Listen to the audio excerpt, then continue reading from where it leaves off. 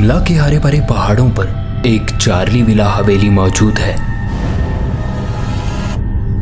British काल के दौरान बनाई गई ये हवेली, जिसमें ब्रिटिश अधिकारी वेक्टर बेली और उनकी पत्नी रहा करते थे। इनसे पहले एक सेना अधिकारी का यहाँ घर भी था।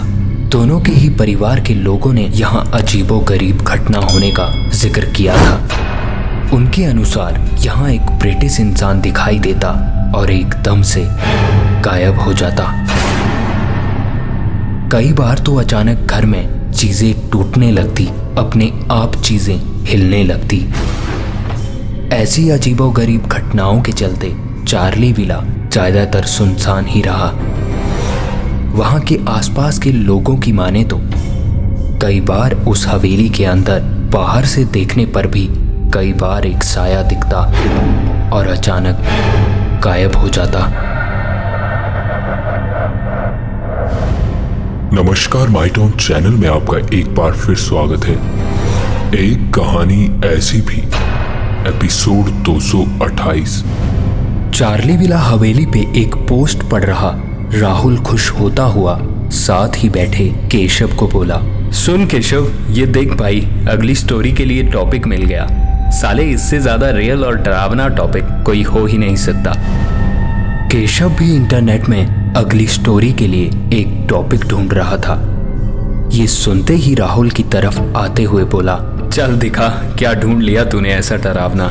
उस पोस्ट की तरफ ध्यान से देखता हुआ केशव बोला, क्या लगता है तुझे, ये सच होगा या फिर लोगों के द्वारा बनाई गई कोई बात? राहुल केशव की ओर देखता हुआ बोला, कोई ऐसे ही थोड़ी पोस्ट डालेगा यार। वैसे भी इंटरनेट में भी इसके बारे में बहुत जगह जिक्र किया गया है और बहुत से ब्लॉग भी हैं। ये सच्ची घटनाएं हैं यार। ये सुनकर केशव राहुल के कंधे पर हाथ रखते हुए बोला, क्या सोच रहा है फिर? चले शिमला, स्टोरी का टॉपिक भी कवर हो जाएगा और साथ में घूम फिर भी आएंगे भाई। ये सुनकर राहुल ने केशव की ओर देखा और कहा, बिल्कुल मेरे भाई, बाकी अब वहां जाकर ही पता करेंगे कि क्या है उस चार्ली विला हवेली में। राहुल और केशव हिमाचल के डिस्ट्रिक्ट कांगड़ा में एक छोटे गांव में रहते थे।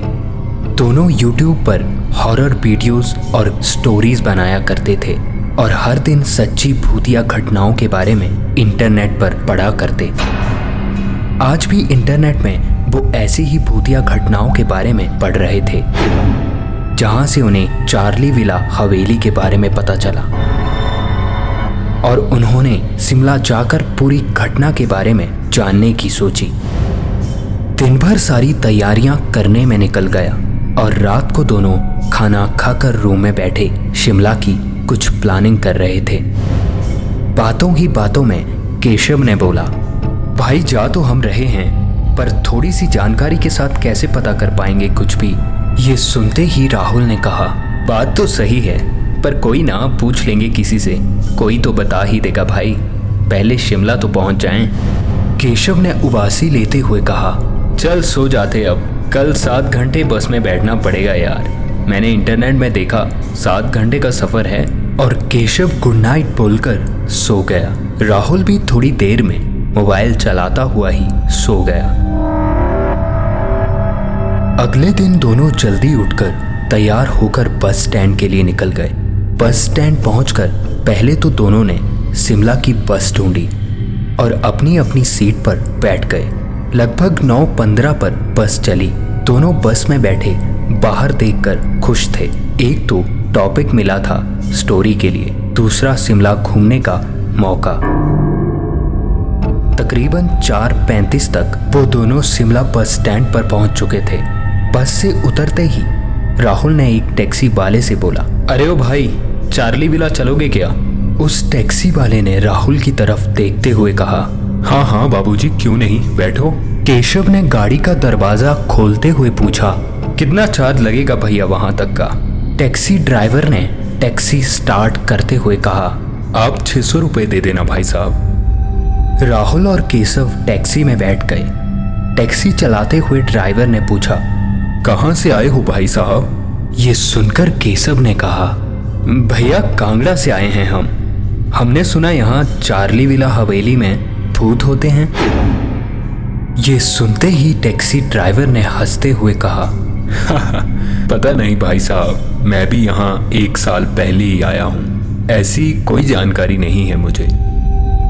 ये सुनकर राहुल बोला, अच्छा चलो छोड़ो ये बातें, ये बताओ यहाँ घूमने के लिए जगह कौन सी है। इस पे ड्राइवर ने कहा, भाई साहब अभी रास्ते में शिमला रिज आएगा, अगर आप घूमना चाहो तो घूम सकते हो, मैं इंतज़ार करूँगा रोड पे। अभी आप घूम फिर लो, शाम तक मैं तुमको वहाँ छोड़ दूँगा जहाँ आपने जाना है, चार्ज जो भी बनेगा वो दे देना। राहुल केशव एक दूसरे को देखते हुए बोले, ठीक है भैया, ये ठीक है, वैसे भी बहुत समय है, अभी घूम फिर लेते हैं, उसके बाद जाते चार्ली विला। ये बोलकर दोनों गाड़ी से उतरकर शिमला रिज की तरफ चल पड़े। शाम तक उन्होंने शिमला रिज घूमा और तकरीबन 7 बजे गाड़ी में चार्ली विला के लिए निकल पड़े। लगभग 30 मिनट में वो गाड़ी रुकी और बड़बड़ाता हुआ टैक्सी ड्राइवर बोला, गूगल मैप तो लोकेशन यहाँ की ही बता रहा है, पर यहाँ तो कुछ नहीं दिख रहा भाई साहब, यहाँ तो बस जंगल ही है। ये सुनकर राहुल ने बोला, आपको पता तो होगा भैया कुछ यहाँ के बारे में।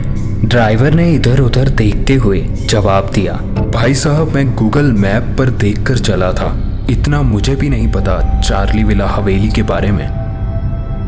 ये सुनकर केशव बोला, यहाँ आसपास कोई होटल भी नहीं दिख रहा यार, पीछे चलकर पूछ ही लेते किसी से। ड्राइवर की तरफ देखते हुए राहुल ने पूछा, भैया वो दुकानें और होटल देखे थे पीछे हमने, लगभग कितने दूर था वो। ड्राइवर ने ये सुनते ही कहा, भाई साहब वो 5 किलोमीटर पीछे था शायद। ये सुनकर राहुल ने बोला, भैया थोड़ा आगे जाकर देखें, शायद आगे जाकर कोई होटल हो, मैप कभी कभी गलत बता देता है। ये कहकर दोनों गाड़ी में बैठे और ड्राइवर ने गाड़ी आगे बढ़ा दी। करीब 1 किलोमीटर आगे जाकर उन्हें एक वीरान होटल जैसा दिखा। राहुल ने गाड़ी को रुकवाते हुए कहा, यहाँ रोको भैया, मैं पूछ कर आता हूँ। ये कहकर राहुल गाड़ी से उतरकर उस वीरान होटल में चला गया। अंदर जाते ही रिसेप्शन में बैठा एक बूढ़ा सा आदमी लगभग 70-80 साल का रहा होगा, जो कुर्सी पर सोया हुआ था। राहुल उनको जगाते हुए बोला, बाबा ये चार्ली विले हवेली कितनी दूर होगी यहाँ से। वो बूढ़ा आदमी गहरी नींद में था शायद, उन्होंने कोई जवाब नहीं दिया। राहुल ने थोड़ी ऊंची आवाज में कहा, बाबा, अरे ओ बाबा। ये सुनते ही वो बूढ़ा आदमी एकदम उठता हुआ बोला, जी बाबू साहब बोलिए। राहुल ने एक बार फिर पूछा, बाबा ये चार्ली विले हवेली कितनी दूर है यहाँ से। तो उस बूढ़े आदमी ने बताया, बाबू साहब चार्ली विले हवेली यहाँ से थोड़ी ही दूर है, आज यहीं ठहर जाइए आप, कल सुबह होते ही पैदल जा सकते आप घूमने वहाँ। बूढ़े आदमी की बात सुनकर राहुल ने सामान लाने की बात की और गाड़ी की तरफ चला गया। गाड़ी के पास पहुंचकर राहुल ने केशव को बोला, केशव आज यहीं रहते भाई, अंदर एक अंकल ने बोला यहीं थोड़ा आगे है चार्ली विले, कल यहीं से चल पड़ेंगे वहां। ये सुनकर केशव भी गाड़ी से उतर गया। दोनों ने सामान उठाया और ड्राइवर को चार्ज देकर भेज दिया। रोड की तरफ से देखने पर वो होटल काफी डरावना लग रहा था। एक रिसेप्शन के हॉल को छोड़कर किसी भी रूम में कोई लाइट नहीं थी। ये देखकर केशव ने बोला, भाई ये होटल भी मुझे भूतिया ही लग रहा है। ये सुनते ही हंसते हुए राहुल ने बोला, अरे यार केशव, अभी तू चार्ली विले नहीं पहुंचा, अभी से डरने लग पड़ा तू तो, चल अब अंदर। ये कहते हुए राहुल अंदर चला गया और केशव भी पीछे पीछे चलने लगा। अंदर पहुंचते ही रिसेप्शन पे बैठे बूढ़े आदमी ने कहा, चलो बाबू साहब आपको रूम दिखा देता हूँ आपका। और वो बूढ़ा आदमी आगे आगे चलने लगा। बाहर से जितना डरावना था ये होटल, अंदर से उतना ही साफ और अच्छा था। ऊपर वाली सीढ़ियां चढ़ के लास्ट कोने वाला रूम दोनों को दिया। उस रूम के सामने वाली खिड़की से पूरा जंगल चांद की रोशनी में बहुत ही सुंदर दिख रहा था। उसी तरफ देखते हुए केशव ने बोला, अरे वाह यार, क्या मजेदार जगह है, देख भाई देख, बाहर देख। रूम के दरवाजे में खड़ा वो बूढ़ा आदमी केशव की बात सुनते ही बोला, अक्सर खूबसूरत दिखने वाली जगह हमेशा अपने अंदर एक कहानी छुपाए होती है बाबू साहब। ये सुनते ही राहुल ने पूछा, क्या मतलब है बाबा? मुस्कुराते हुए बूढ़े आदमी ने बात बदलते हुए कहा, कुछ नहीं बाबू साहब, आप थक गए होंगे, थोड़ा आराम करिए, मैं आपके लिए खाने का बंदोबस्त करता हूँ। केशव ने बूढ़े आदमी को रोकते हुए पूछा, बाबा ये इलाका इतना सुनसान क्यों है और इस होटल में आपके सिवा कोई और कर्मचारी नहीं दिखा हमें? इस पे उस बूढ़े आदमी ने कहा, बाबू साहब ये इलाका शहर से थोड़ा दूरी पर है, इस तरफ कम ही लोग आते हैं, इसी कारण कभी कभी आप जैसे लोग घूमने आ जाते हैं। उतनी कमाई नहीं हो पाती है कि इस होटल के कर्मचारियों को वेतन दिया जा सके, इसलिए मैं ही सारे काम करता हूँ। अब आप आराम से बैठिए, मैं खाना लेकर आता हूँ। ये कहकर बूढ़ा आदमी नीचे चला गया। राहुल और केशव रूम में बैठे बातें कर रहे थे।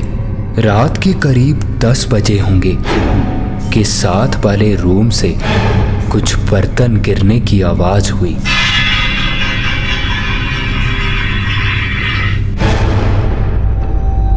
राहुल और केशव चुपचाप ये आवाज सुनने की कोशिश करने लगे।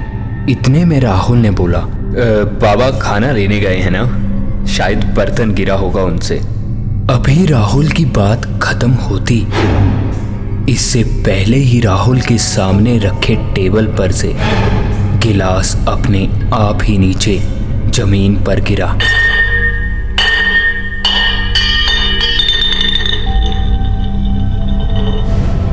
ये देखकर दोनों आंखें बड़ी बड़ी करके उसी गिलास को देख रहे थे। पूरे कमरे में सन्नाटा और सन्नाटे को चीरती हुई जमीन पर लुढ़कते उस गिलास की आवाज साफ साफ सुनाई दे रही थी। अभी राहुल और केशव कुछ बोलते कि उससे पहले ही उनका दरवाजा किसी ने खटखटाया। ये सोचकर कि बाबा खाना लेकर आ गए होंगे, केशव ने दरवाजा खोला और बाहर झांक कर देखा तो बाहर कोई नहीं था। ये देखकर राहुल और केशव थोड़ा डर गए थे। अभी इस डर से निकले भी नहीं थे कि केशव ने देखा उसके रूम के सामने वाले रूम का दरवाजा अपने आप एक डरावनी आवाज करता हुआ खुला और एक जोर की आवाज के साथ बंद हो गया, मानो बाहर से कोई अंदर गया हो। ये देखकर केशव ने रूम का दरवाजा बंद किया और भागता हुआ बेड पर बैठ गया। ये सब देखकर दोनों काफी डर चुके थे और चुपचाप बेड पर बैठे रूम की हर एक चीज को देखते रहे। इतने में बाहर से एक आवाज ने उन्हें हौसला दिया, बाबू साहब खाना लाया हूँ, दरवाजा खोलिए। राहुल ने दरवाजा खोला तो हाथ में 2 थालियां लिए वो बूढ़ा आदमी खड़ा था। अंदर आते ही केशव ने बोला, बाबा ये सामने वाले रूम में कोई रहता है क्या? ये सुनते ही उस बूढ़े आदमी ने कहा, अरे बाबू साहब, यहाँ आप दोनों के सिवा कोई नहीं है। आज रात इस पूरे होटल में बस आप दोनों ही हो। ये सुनते ही राहुल बोला, नहीं बाबा, ये सामने वाले रूम का दरवाजा खुला और बंद भी हुआ, हमने अपनी आंखों से देखा है। इस पे बूढ़े आदमी ने कहा, बाबू साहब, ये बहुत पुराना होटल है। हवा के साथ भी कभी कभी दरवाजे खुलते और बंद हो जाते हैं। आप ज्यादा मत सोचिए। बूढ़े बाबा की ये बातें सुनकर दोनों थोड़ा शांत हो गए थे और खाना खाने लगे। खाना खाते हुए केशव ने बोला, यार राहुल, लगता है चार्ली विला हवेली के टॉपिक के बारे में हम इतना सोच रहे हैं कि हमें अब हर जगह वैसी ही लग रही है। ये सुनते ही हामी भरते हुए राहुल ने भी बोला, हाँ यार, पता नहीं क्या क्या हो रहा है ये। खाना खाकर दोनों बेड पर बैठकर इंटरनेट में चार्ली विला की लोकेशन ढूंढ रहे थे कि बड़ी बड़ी आंखें करते हुए केशव बोला, राहुल ये देख भाई, चार्ली विला की लोकेशन तो इसी होटल की बता रहा है गूगल मैप। मोबाइल की तरफ देखता हुआ राहुल बोला, हाँ यार, पहले भी बताई थी लोकेशन तो, याद है ना? ड्राइवर गलत ले आया था हमें। वहाँ जंगल के सिवा कुछ नहीं था। हिल एरियाज में गूगल मैप भी काम नहीं करता सही से यार। कल बाबा से पूछकर जाएंगे वहाँ। बातें करते करते उन्हें लगभग 12:30 हो चुके थे। टाइम देखता हुआ राहुल बोला, भाई 12:30 हो गए यार, सोते अब, कल जल्दी उठकर जाना भी है। और गुड नाइट बोलकर पलटकर सो गया। केशव अभी मोबाइल में कुछ देख रहा था कि तभी बाहर किसी के चलने की आवाज आने लगी।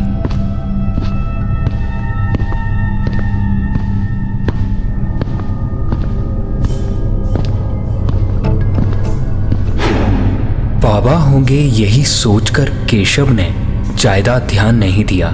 काफी देर तक चलने की आवाजें आती रही कि अचानक केशव को लगा कि ठीक उसके सामने कोई चलकर आया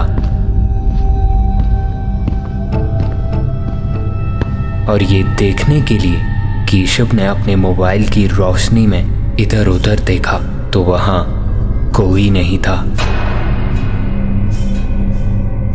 अचानक बाहर चलने की आवाजें बंद हो गई।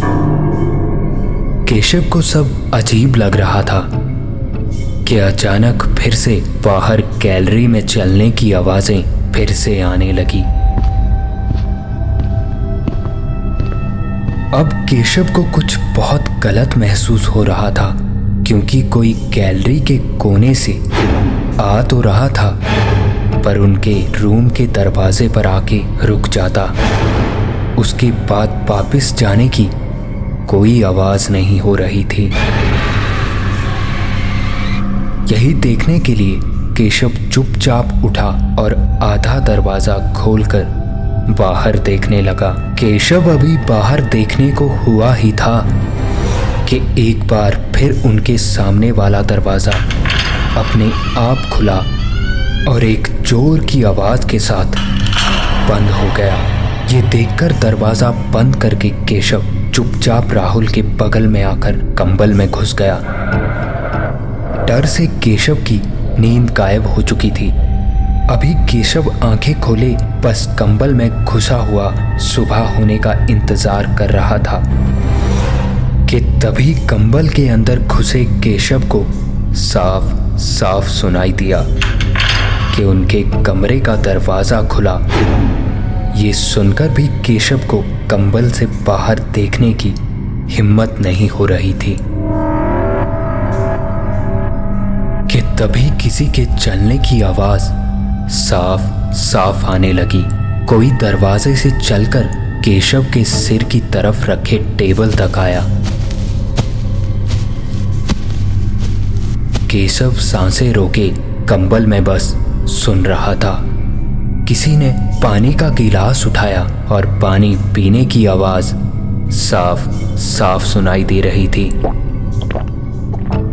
कि तभी गिलास फर्श पर गिरा, जिससे एकदम राहुल उठा तो देखा तो वहां कोई नहीं था। केशव ने राहुल को उठते ही कहा, भाई यहाँ कुछ गड़बड़ है यार, अभी अभी रूम में कोई आया था, पानी पिया और गिलास नीचे फेंक दिया। और गिलास दिखाने के लिए जैसे ही केशव ने टेबल पर देखा तो पानी से भरा गिलास अभी भी टेबल पर ही था। दरवाजा देखा तो दरवाजा अंदर से लॉक था। ये देखकर केशव ने फिर बोला, राहुल, हो ना हो ये होटल में कुछ गलत हो रहा है भाई। नींद में अलसाए हुए राहुल ने बोला, हाँ हाँ, गिलास गिरने की आवाज तो मैंने भी सुनी थी, पर सो जा यार, सुबह बाबा से पूछेंगे अब। पर केशव की आंखों से नींद मानो उड़ चुकी थी। अभी दोनों फिर से बिस्तर पर लेटे ही थे कि किसी ने उनका दरवाजा जोर से खटखटाया।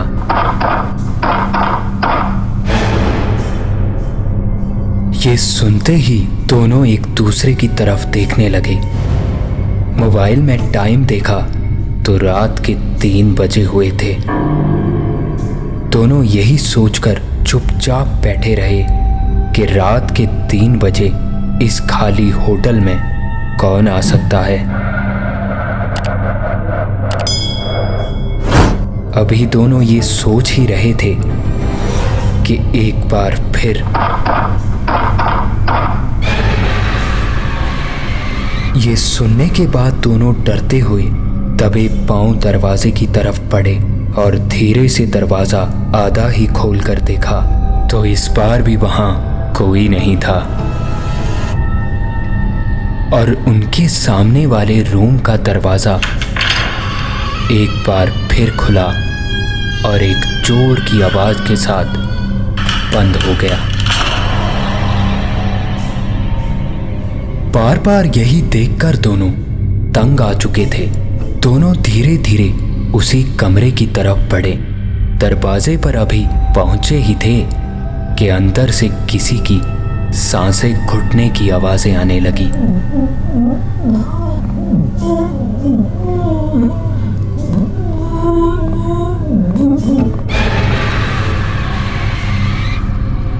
दोनों धीरे से कान लगाकर अभी सुन ही रहे थे कि अचानक दरवाजा एकदम से खुला।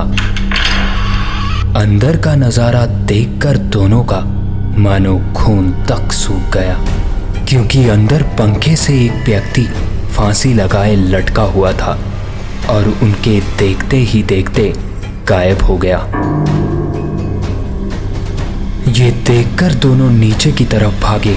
भागते भागते ही उन्होंने देखा कि जो होटल 10 बजे तक इतना साफ और अच्छा लग रहा था वो मानो एक रात में शमशान हो गया हो।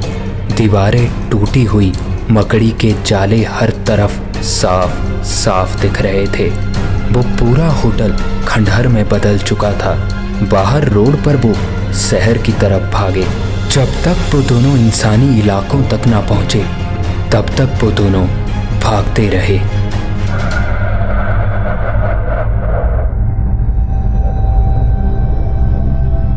सुबह होने तक वो दोनों वहीं एक शॉप के नीचे बैठे रहे। सुबह होते ही एक लोकल गाड़ी वाले को सारी बात बताते हुए वो वापस वहां पहुंचे ताकि अपना सामान ले आए। गाड़ी में जब वो वहां पहुंचे तो ये देखकर हैरान थे कि उनका सामान रोड के किनारे रखा हुआ मिला और वहां दूर दूर तक कोई होटल का नामो निशान नहीं था। टैक्सी चालक का बताना था कि यहाँ बस जंगल के अलावा कोई होटल नहीं है। गाड़ी में बैठे दोनों बस यही सोच रहे थे कि जो उनके साथ हुआ वो क्या था। सोचते सोचते ही राहुल ने ड्राइवर को बोला, भैया आपको चार्ली विला के बारे में पता है? आप हमें वहां ले चलोगे? ड्राइवर हामी भरता हुआ उन्हें वहां ले गया। जैसे ही वो चार्ली विला मेंशन के सामने पहुंचे, डर से एक दूसरे की तरफ देखने लगे, क्योंकि ये वही होटल था जहां वो रात में रुके थे। पर ये यहाँ कैसे पहुंच गया?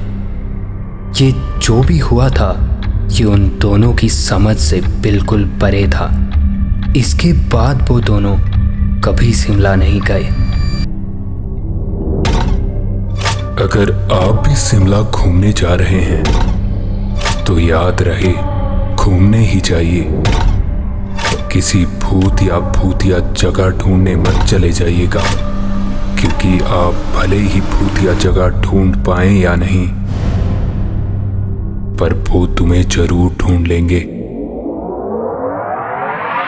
और ये थी आज की एक कहानी ऐसी भी।